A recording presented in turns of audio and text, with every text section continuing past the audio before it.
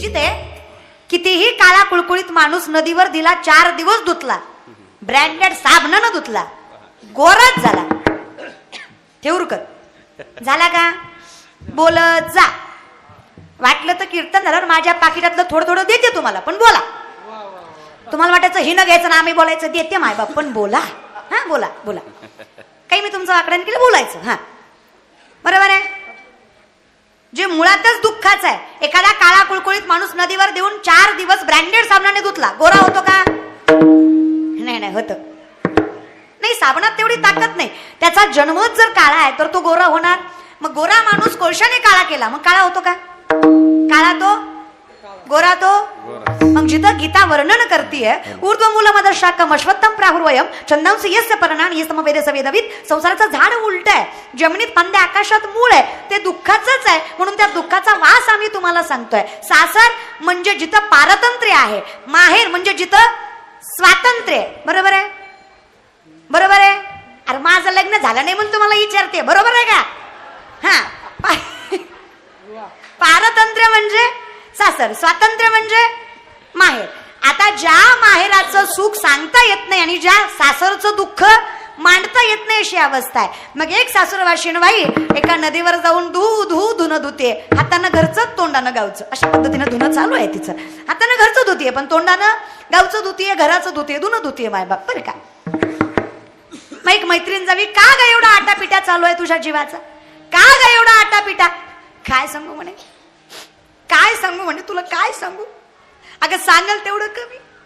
ज्याच्या जीवावर आले त्योच धड नाही का? 40 दलिंदर मेले तेव्हा ही हलकट जन्माला आला. सगळं सहन केलं असतं, सगळं सासऱ्याचं बोलणं सहन केलं असतं, सासू नणंद जाऊ सगळं सांभाळलं असतं, फक्त हे धड पाहिजे होतं, हे धड. खरंय माऊली सांगतात, नवरा जर सावसाला असेल, नवरा जर चांगला असेल, नवऱ्याने जर धीर दिला तर बाई सगळं सासूरवास सहन करते. मला सासूनं किती बोलावं, सासऱ्यानं किती बोलावं, जावनं किती बोलावं, नंदीनं येऊन बोलावं, फक्त नवऱ्यानं रात्री म्हणावं नको ग काळजी करू मी आहे ना, बिनधास्तपणे सगळं सहन करते. असं माऊली म्हणतात, म्हणून मी तुम्हाला म्हणते माझ्या बाबा, असं माऊली म्हणतात. हे असं आहे. मग जिथं नवराचं धड नाही तिथं सासूरवास होणारच आहे. माझा नवराचं धड नाही का जिथं जीवावर मी आले, काय करू असं वाटतं. सासरा गावी गेलाय. आता सासरा कोण? सासरा म्हणजे दंभ. लक्षात घ्या, सासूरवाशीण आपण सगळ्याच आहोत, आपण सगळ्याच पारतंत्र्यात आहेत सध्या. इथं लेडीज जेंट्स असं काही नाही, पारतंत्र्यात आहेत आपण सध्या. एक स्वातंत्र्य, एक पारतंत्र्य असतं. पुढे बसलेलं बाळ ताट बस रे. संस्थेतलं इकडे बघा, माझ्याकडे बघा. हा, शाळेत जाता तुम्ही? शाळेत जाता? मोठ्याने बोला, जाता का रे? हो. किती वाजता भरते शाळा? 12. आणि सुटते किती वाजता? 5. बरोबर. सरकारी शाळेत आहे का तुम्ही? टेन्शन नाही माझ्या. आणि तुम्हीच हुशार होणार रे दादा. इंग्लिश मिडियमचं काही खरं नाही बरं. काही दिवसानं दादा मराठी शिक्षण राहणार नाही. 90% मराठी माणसांची पोरं आज इंग्लिश मिडियमला आहेत. हा, काय अवस्था आहे रे. आपल्याला आपलं पटत नाही का रे? तुमचं कसं झालंय माहितीये का मायबाप? टकल्यावरची केस काढून काढून टकल्यावर केस येईना तरी तिरुपतीला मरत. पंढरपूर पायथ्याला आहे पण जनावर खपत नाही. अरे माझा देव तर केसही मागत नाही. काही फरक आहे का? उच्च नीच काही तिष्ठे बाबा भक्ती देखून या. अरे तुमचं इतकं अवघड झालंय मायबाप. तुमच्याकडे ज्या देवाचा प्रचार जास्त आहे त्या देवाला गर्दी जास्त आहे. इमानदारीने सांगू, तुळजापूरची आई भवानी काय, माहूरची रेणुका आई काय, महाराज कोल्हापूरची अंबाबाई काय, आणि सप्तशृंगी गडावरील सप्तशृंगी माता काय, आणि तुमच्या गावातलं महातारी मातेचं मंदिर काय, सगळं सारखंच आहे, फक्त आपल्या मानण्याचं. हे मानणं आहे. माझा प्रश्न तुम्हाला आहे, ज्याला दारातलं कळलं नाही त्याला जगाच्या बाहेरचं काय कळणार आहे मायबाप? भाग्यवान आहे तुम्ही, आईचा आशीर्वाद तुमच्या पाठीशी आहे. इतका सुंदर नामस्मरण सप्ताह इथे चालू आहे. आई भवानीचा जागर आहे, आई जगदंबेचा जागर आहे, जिथं 9 दिवस युद्ध करावं मायबाप. आता हे नवविधा भक्तींचं पण महात्म्य आहे. नवरात्र 2 अनुषंगाने बघितलं जातं. एक तर षडविकार काढण्यासाठी नवविधा भक्तींचं जिथं आम्ही स्मरण करावं तिला नवरात्र म्हणावं. सगळ्यात श्रेष्ठ व्रत हे नवरात्रीचं मानलं जात आहे. ताकद खूप आहे मायबाप. महिषासुराच्या मर्दनासाठी जर आई भवानीचा जागर करावा लागतोय, आणि जागर संप्रदायात जागरालाच महत्व आहे. सावध झालो सावध झालो हरीच्या आलो जागरणा. जागर कळतोय जिथं तुकोबराय सुद्धा म्हणतात वयाच्या 22व्या वर्षी मला कळलं की परमार्थाशिवाय तथ्य नाही, तिथं मी जागरणाला आलो म्हणून सावध झालो. तो जागर आहे हा, स्त्री शक्तीचा जागर आहे हा. माय ही जी ताकद आहे ना, तुम्ही साधे समजत असाल मला माहित नाही, स्वतः कधी अंडरस्टिमेट करू नका, ग्राह्य धरू नका. खूप ताकद आहे माय आपल्यात. आपण इतके गोड आहेत, इतक्या गोड आहेत, आपलं तोंड सोडलं तर आपण लय गोड आहेत. तेवढा एक भाग सोडून द्यायचा मायला, लय गोड आहेत आपण तशा. त्यात आपली चूक नाही माय. देवाने जन्माला घालतानाच पुरुषाला कंठ दिला, स्त्रियांना कंठ दिला. कंठ कंठ नरड्याच्या आतली गाठ. मला काही शब्द आठवला नाही दुसरा माय बाप. कंठ इथे गाठ असते, पुरुषाला इथे गाठ असते. असती नका चेक करू, असती रे दादा, असती. एवढं काय चेक करताय? असती नसती. काय चेक करताय माय? नसती. पुरुषाला असती, स्त्रियांना नसती. याचा अर्थ ते आतल्या गाठीचे. तेवढच मायबाप तसं नाही मायबाप बरं का. असं उगच मला गुतवत जाऊ नका मायबाप बरं का. याचा अर्थ त्यांचं पोटात राहतं, आपल्या पोटात राहत नाही. पण पटकन बोलून जातो, स्वभाव आहे तो स्त्रियांचा. हा, पण माझी विनंती एकच आहे, धर्मशास्त्र फार गोड वर्णन करतं. ज्या बाईला मनातलं ओठापर्यंत येऊन राखवता आलं ना, आणि ज्या पुरुषाला कितीही संपत्ती आली तरी नीतिमत्ता राखता आली ना, त्या घरातला भगवंत आणि त्या घरातली लक्ष्मी कधीच दुरावत नाही, हे धर्मशास्त्र सांगतं. बघा नाही का, वाणी रसवती यस्य यस्य श्रमवती क्रिया लक्ष्मी दानवती यस्य सफलम तस्य जीविता. हे सगळं तुमच्या हातात आहे, काही अवघड नाहीये, फार सोपं आहे. तुका म्हणे सोपे आहे फक्त शहाणा तो धनी. फार ताकद आहे माय आपल्यात, खरंच ताकद आहे. ब्रह्म विष्णू महेश ज्याने जगाची उत्पत्ती केली तो बाप ब्रह्म पिता आहे. ज्याच्या आग्रहाखातर किंवा ज्यांच्या सामर्थ्यावर केली ते विष्णू, ज्यांच्यात ताकद आहे. कारण ब्रह्मानी जगाला घडवलं, पण ब्रह्माला घडवणारे विष्णू आहेत. आणि मग नंतर महेश ज्यांच्यात विनाशाची ताकद आहे. या तिघांनाही महिषासुराचं मर्दन जमलं नाहीये. या तिघांनी मिळून एखादी शक्ती निर्माण केली, कारण त्यांना माहित आहे जिला जमणार आहे ती शक्ती आधी शक्तीच असू शकते, ती स्त्रीच असू शकते. स्त्री शक्ती जन्माला घालावी, आधी शक्ती जन्माला घावी, अवतार द्यावा. या तिघांच्या स्वरूपामधून एक शक्ती निर्माण व्हावी, जिचं नाव आई जगदंबा, आई भवानी. आणि त्या आई भवानीने महिषासुराचं मर्दन करावं आणि तुम्हा आम्हाला मोकळं करावं. ताकद लक्षात घ्या. एका वाक्यात सांगू, जे जगाच्या बापाला, जगाच्या तारत्याला, जगाच्या मारत्यालाही जमलं नाही, ते आदिशक्ती आई भवानी एका स्त्रीला जमलं. एवढी ताकद या नवरात्रात आहे. तिची नवविधा भक्तीने स्मरण, चिंतन, श्रवण, कीर्तन या सगळ्या नवविधा भक्तीने आपण ते साधन एवढं साध्य करायचंय की ती आई भवानी आपल्या घरामध्ये येऊन आपल्याला सुख देऊन गेली पाहिजे. जी घटस्थापन आहे बघा, प्रत्येक गोष्टीला सायन्स आहे. तुम्ही मानता न मानता मला माहित नाही, पण इथे संप्रदायामध्ये मूळ विज्ञानच आहे. 90% विज्ञान म्हणजे ज्ञानेश्वरी आहे. किती? 90% विज्ञान म्हणजे ज्ञानेश्वरी. घरातल्या मिक्सर करून चंद्रयानापर्यंतची सगळी टेक्नॉलॉजी म्हणजे वेद. सामवेद, अथर्ववेद, ऋग्वेद, यजुर्वेद या सगळ्या वेदांमधून. अरे आर्यभट्ट शून्याचा शोध भारताचा, संगणकाचा शोध भारताचा. जे गुगलवर सगळं सर्च करता, गुगलचा CEO भारताचा. ते सगळं सोडा, पहिल्यांदा विमान कुणी उडवलं तर ते एका भारतीय, आणि तेही मराठी माणसाने. हे कायम हे डोक्यातनं काढताय तुम्ही. आपली ताकद आपण समजून घेत नाहीये. अरे गाव माझी, माती माझी, परंपरा माझी, संस्कृती माझी, ज्ञान माझं, त्याग माझा. माझ्या सुखासाठी माझ्या आईबापाने इथं माझ्यासाठी साम्राज्य निर्माण करण्यासाठी आयुष्य खपवलं. जर माझ्या संतांनी मला अस्तित्व निर्माण करण्यासाठी त्यांचं आयुष्य खपवलं, तर या मातीत माझं साम्राज्य निर्माण करणं हे माझं कर्तव्य आहे. या कर्तव्याने जगलं पाहिजे. तुम्ही टाळ्या वाजवताय पण माझ्यावर उपकार करताय. दे रे घे, दे एवढं बोलती पाहिजे तेवढं घे. आली बाई आमच्या गावात, दे घे काही तुला घे, दे. दान करताय भिकाऱ्याला. अरे वाजू वाटली तर प्रेमानं वाजवा, आणि काय काय तर धटकुले वाजवीतच नाही. त्यांना माझी जिरवायची. हा ना बाबा, ती कीर्तन झाल्यावर म्हणणार एवढी पोरगी बमलत होती, पट्ट्यानं टाळी वाजवलीच नाही. अरे कशाचा? अरे दाद्या 7 कोटी घर शुद्ध कांचनाची आहेत रावणाची. किती? थेऊरकर 7 कोटी घर शुद्ध कांचनाची आहेत रावणाची. 7 कोटी घर सोन्याची. धोंड्याचा महिना सोन्याची. अर्धा तोळा घातला आपल्या सासऱ्यानं. भाद्रपद आला तरी स्टेटस ठेवतोय, लाडाचा जावई गेलाय सासरी. अरे कवर, अरे अधिक गेला, श्रावण गेला, भाद्रपद आला रे. अरे अर्ध्या तोळ्यावर एवढं कौतुक करतो दाद्या. किती? 7 कोटी. एका घराची चौकट 22.5 क्विंटलची आहे. तुलसी रामायण आहे. एका घराची चौकट रावणाची 22.5 क्विंटलची, गुणवले 7 कोटी. एवढा श्रीमंत होता. तरी रामाच्या चरणाशिवाय मोक्ष नाही. 2 BHK आपला कशाचा एवढा माझ आहे. संगती कवडी नेली नाही नाही, संगती कवडी नेली नाही का म्हणे ज्याची संपदा आहे. संगती कवडी गेली नाही नाही, संगती कवडी गेली नाही. बडे जाती संपदा होय, संगती कवडी गेली नाही, संगती कवडी हे तुका म्हणे जाती संपदा वडी, संगती कवडी गेली नाही, संगती कवडी गेली नाही, गेली नाही, नेली नाही. रावणापेक्षा हुशार मंदोदरी आहे. स्त्री शक्ती आहे का बरं का. रावणापेक्षा हुशार मंदोदरी आहे. सुंदर सीतेपेक्षा मंदोदरी आहे. फक्त कसं आहे, ज्याच्या नावानं खायचं त्याच्याच बायकोला नावं नसतेच ठेवायची. त्याच्याच नावानं खायचं आणि त्याच्याच बायकोला म्हणायचं एवढी गुणाची नाही, असं नसतं मायबाप बरं का. त्याच नावानं खायचं मायबाप. आता राम राम म्हणता काय आयुष्य चाललंय.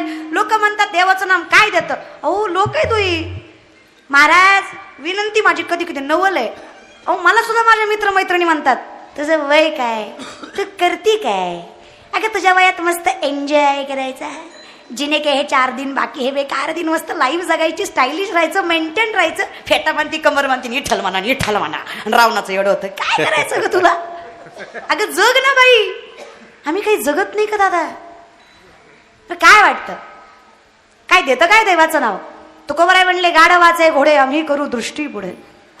गाढवाचं घोडं तुमच्या डोळ्या देखत करू एवढी ताकद विठ्ठलाच्या नामात आहे. लोक म्हणले ताई तोंडाला येतं म्हणून काही बोलायचं नाही हो. गाढवाचं कुठं घोडं होत असतं का. थेऊरचे मायबाप, गाढवाचं कुठं घोडं होत असतं का. नाही म्हणू नका, पुढं बघा.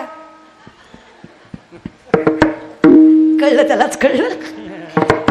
अरे गाढवच आहे आम्ही, गात्यानेच घोडे झालो मायबाप. काय ताकद माझ्या गाथ्यामध्ये, काय ताकद तुकोबरांच्या एका अभंगामध्ये. अनगड शहा नावाचा एक फकीर, रामेश्वर शास्त्री तुकोबरांचा अपमान करून त्यांच्या घराकडे निघत असताना मध्येच एक नदी लागली आणि त्या नदीमध्ये आंघोळ करताना एक फकीर आला. फकीर म्हणजे भीक मागतो तो फकीर नाही, ज्याला जगाची फिकीर नाही तो झाला फकीर, तो संत स्वरूप आहे. तो अनगड शहा नावाचा फकीर आला आणि रामेश्वर शास्त्रीकडे दान मागितलं. रामेश्वर शास्त्री म्हणले असं भिकाऱ्यासारखं जगावं लागतं ज्ञान नसेल तर. कारण रामेश्वर शास्त्रीला ज्ञानाचा फार अहंकार. कारण 6 शास्त्र 18 पुराण 4 वेद मुखदगत आहे रामेश्वर शास्त्रींच्या. आता हे बोलायचं सोपं आहे, करायचं 40 वेळा हरिपाठ पाठ केला तरी हरिपाठ म्हणताना आपण म्हणतो तू पुढं म्हण, मी माग म्हणतो पुढं माझं गुत्तय. आपण त्यातली माणसं आहेत. मग आपल्याला पुढे एकतर मोबाईल धरावा लागतो, नाहीतर मग पुस्तक धरावं लागतं. कारण आपलं नामसंकीर्तन वैष्णवाची जोडी नामसंकीर्तन साधन पैसोपै यात एकदा तरी गोंधळ उडतोच. आपलं जरा अवघड आहे. आपण फक्त शास्त्री सांगायचे, आपली तेवढी लायकी नाही. मग हे सोपं नाही, पाठ आहे, मुखपाठ आहे. मुखदगत असणार रामेश्वर शास्त्री. ज्ञानाचा गर्व आहे, त्यामुळे ज्ञानाची किंमत त्यांच्या माझ्या पद्धतीने त्यांच्यासाठी कवडी मात्र आहे. कारण ज्याला अहंकार आहे त्याला ज्ञान कधीच मिळू नये. ज्याच्याकडे भक्ती आहे त्याचं ज्ञान परिपूर्ण आहे, आणि ज्याचं ज्ञान परिपूर्ण आहे भक्तीशिवाय तो अपूर्ण आहे. माझे शब्द लक्षात घ्या फक्त. भक्तीशिवाय ज्ञान अपूर्ण आहे, भक्तीसहित ज्ञान अपूर्ण असेल तरी तो परिपूर्ण आहे. कारण जेव्हा भक्ती आणि ज्ञानाची सांगड होते त्यावेळेस कळतं की ज्याच्यामुळं चाललंय तो आहे. या ज्ञान भक्ती सहज भक्तू एक वटला मज, तोची मीही केवळ तुझ श्रुतही आहे. मग ज्ञानियांचं ज्ञानी ज्ञानोबा राय म्हणतात मी कोण आहे. लोपले ज्ञानच की हितने नती कोणी, अवतार पांडुरंग नाव ठेविले ज्ञानी, आरती ज्ञान राजा महाकैवल्य तेजा, सेवती सात संत म्हणो वेदना माझा. मी आहे का नाही, अवतार पांडुरंग आपुल्या संसाठी करोनी ही परिपूर्ण ज्ञानाची पावती आहे. जिथे चालते ज्ञानाचे प्रतिबिंब ओतप्रोत ज्ञान ते ज्ञानोबा राय भगवंत ज्ञानाचा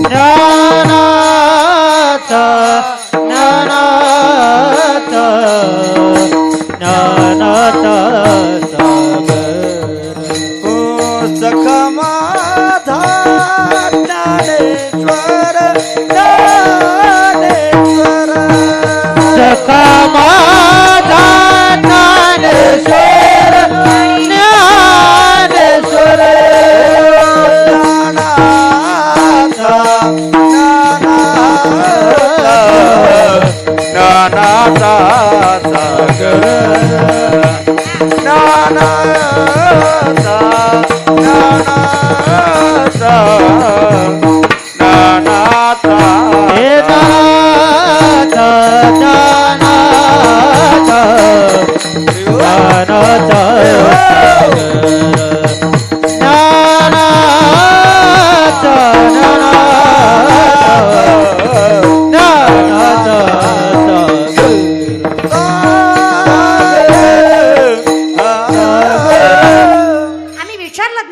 ज्ञान तुमचं आहे का? ज्ञानोबराय म्हणलं इथंच चुकताय तुम्ही, ते माझं नाहीये. ज्ञान गुण गम्य ज्ञानदेवा लाधले निवृत्तीने दिधले माझ्या हाती. देणाऱ्याची जाण आहे म्हणून करणाऱ्याचं कौतुक आहे. हे मिळालंय बहुत सुकृताची म्हणून विठ्ठली. हे लक्षात घ्या. आमचं काय होतंय, आम्हाला वाटतंय हे माझं आहे, इथे चुकतंय. हा जो दंभ आहे, विषयाकडे आला, माझं आहे हा काय आहे? दंभ आहे. दंभ म्हणजे असत्य किंवा कल्पना. दंभ म्हणजे असत्य किंवा कल्पना, जिथं मला जाणीवच नाहीये की मी काय आहे किंवा कोणामुळे आहे, हा दंभ आहे. हा सासरा मला फार त्रास देतोय. हा जो असत्य सासरा आहे ना, हे ज्ञान असूनही मला त्रास देतोय, अज्ञानाची भावना करून देतोय. कारण हा दंभ मला नाही त्या सुखात आणि नाही त्या दुःखात बुडवतोय. दंभ म्हणजे एका बंगल्याला आग लागली, लक्ष द्या मायबाप, बंगल्याला आग लागली, बरं मायबाप माझ्या लागली पण तुम्ही आनंदी व्हा मायबाप, बरं काय, माझ्या लागली, बरं माझ्या लागू द्या. बंगल्याला आग लागली आणि बंगल्याला आग लागल्यानंतर बंगल्याचा मालक मोठे मोठे रडायला लागला. अरे कोणतरी विचवा रे, काहीतरी करा रे, माझ्या आयुष्याची पुंजी जळती रे, मी आयुष्य खर्च केला रे, त्याच्यामध्ये लय माझा भारी बंगला आहे रे, लय बंगला भारी रे, जळतोय रे. त्याचं पोरग मात्र शांत उभा आहे. बाप म्हणला काय अवलाद जन्माला घातली, खरंय म्हणा, झळ नाही त्याला, काय त्रास व्हायचा त्याला. अरे मी लोकांची बांध उकरू उकरू बंगला बांधला रे, लोकांची बांध उकरू उकरू, काहीतरी झळ होती का तुला? अरे कमीत कमी कडू तुझी लेकर बाळा सुखान राहणार आहेत म्हणून तरी जेव. ते म्हणला बाबा लय झाला आटापिटा, लय नाचू नका, मी परवाच बंगला इंदलाय, तुम्ही गप बसा. त्यानं परवाच बंगला इकला होता. आता बापही गार झाला. आता बापही म्हणलं जळू दे, मग कुठून जळतोय बघू, काय प्रॉब्लेम नाही, जळू दे जळू दे, बघू आपण, जळू दे. माझा प्रश्न आहे तुम्हाला, बंगला तोच आहे, आग तीच आहे, माणसं तीच आहेत, बदलली काय? कल्पना. माझा आहे, माझा नाहीये. माझा आहे हाच दंभ आहे, माझा नाही हेच सत्य आहे. तेवढ्यात पोराचा फोन वाजला, पोराने फोन उचलला, पोरगा रडायला लागला. बाप म्हणला तू का रडतोय? ती म्हणला तिकाला व्यापारी म्हणला तुमचा बंगला आता मला न ग. काय करता, बंगला तोच आहे, आगही तीच आहे, माणसंही तीच आहे, बदलतीये ती कल्पना आहे. कळताय का?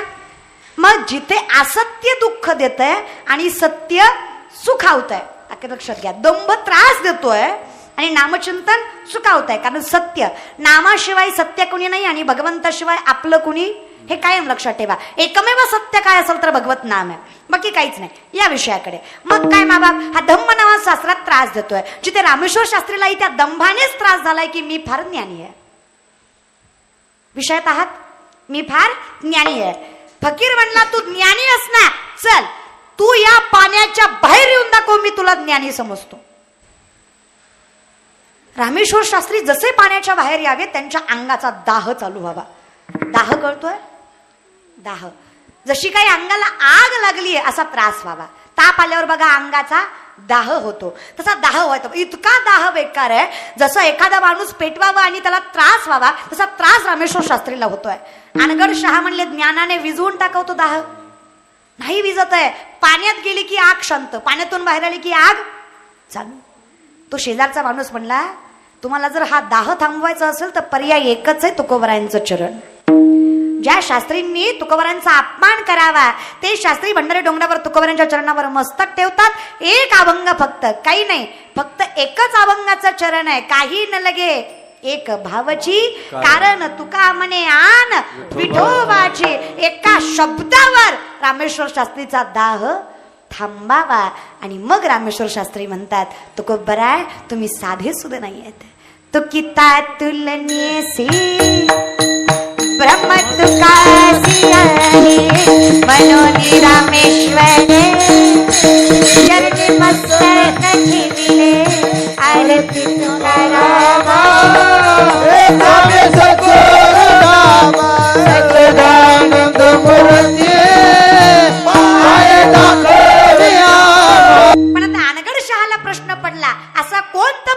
आहे ज्यानं माझा दाह थांबवला?